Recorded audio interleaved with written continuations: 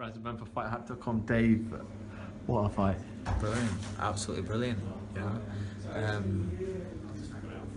just brilliant. It's what we said. You know, two of the elite in the division going to tread in the prime, and they put up a great fight for a fantastic crowd.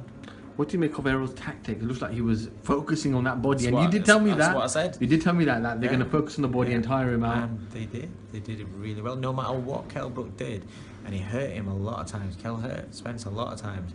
He stuck with his plan and he kept driving them shots underneath. You know, a very, very good fighter, fantastic fighter. What could have Kell done differently in that fight? I know it's very difficult to analyse. It's hard to say. I mean, I've just been here as a fan, and I've just, you know, watched it and enjoyed it as a fan. And I'm pretty much gutted for Kell. Yeah, I think, you know, Kell had some success as well, but I think Spence was reading his attacks really well. Kell lifts up when he's attacking, and Spence was just dropping down low and avoiding him a lot and catching him on the way in. It was those shots that you take underneath, they take away your speed, they take away your athleticism and your discipline in your shape, and that's what he did.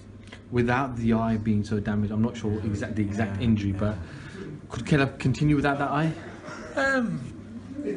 It's difficult to say. Only he knows how it felt. If it felt the same as what it did when he fought Golovkin, and he had the exact same feelings, your mind goes back to what it was then, and you know, but with the other eye, and I think it's difficult to say because, you know, it's in his hometown. The last thing that Kell would have wanted to have done was take a knee and go out like that.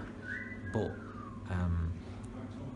I think I don't know if I'm right in saying, but I'm sure they said that against Golovkin, if he'd have carried on, he could have gone blind. So if he's been told that, and then he has the same sort of feelings going through his head, this feels the exact same as last time, then, you know, that's what his mind's probably flashing back to, thinking, if I carry on, I could go blind here.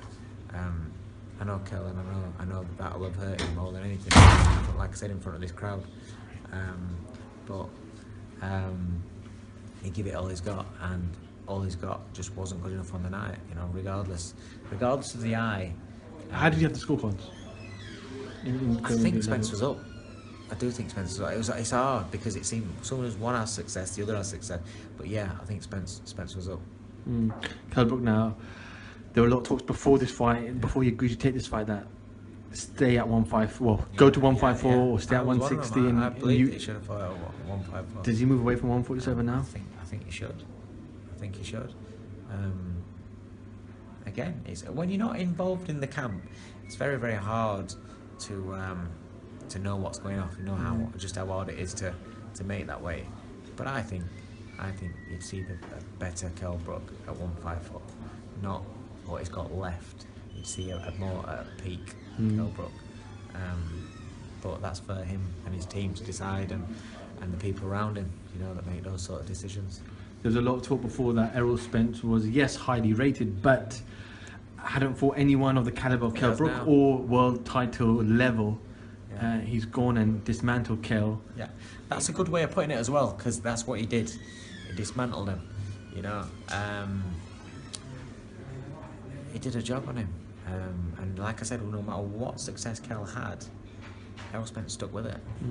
Stuck with it, and he stuck with what his plan was, and it worked because Kell lost his sharpness. And it became a point where even when Kell was going forward, he wasn't throwing the shots because he was probably tight. He was feeling it. You know, that's what it does. People don't understand how damaging body shots are just because you don't see every effect. But both of them were hitting each other. It was a fantastic fight. It was a brilliant fight. You know, I feel a bit down and everything like that because Kell's got beat. But as a boxing fan, you know, that's what you want to see. You know, you want to see a fight that goes one way than another, one way than another. You know, in front of a massive crowd. That was a brilliant fight, and credit to them both. And Errol Spence has well and truly arrived tonight. Errol, best in the division? It's so tough to say. Him versus Thurman is a hell of a fight. I think he beats Garcia, but him versus Thurman. But then again, Garcia's got a kind of power that can knock anybody out, even if he's getting beat. It's just one of those divisions. It's a great division. They can all fight each other.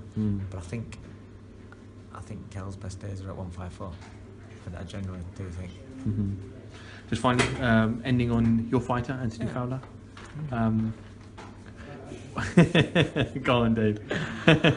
I'm happy for him because he got a one round blast out. But for me, I didn't want a one round blast out. Isn't that hard, Dave? You're making a professional debut in front of 25,000 people. The thing is, we had 4 weeks, and there is some changes. He's got head movement. He's putting in head movement. His hands are getting faster, which I thought he showed a little bit. He's got a fantastic jab, but he was too eager. And in sparring, he started getting calm and not quite so eager, and he was a bit too eager because 30,000 people there in an open air stadium. He's gonna be a bit eager, he's human. So I'll give him a pass for that. But for me, his next fight is going to be interesting because I think I've heard June 23rd, I don't know. So it gives us a bit more time to work together. So I expect to see a calmer, less eager Anthony Fowler. And then I might get to see some of what we've been working on.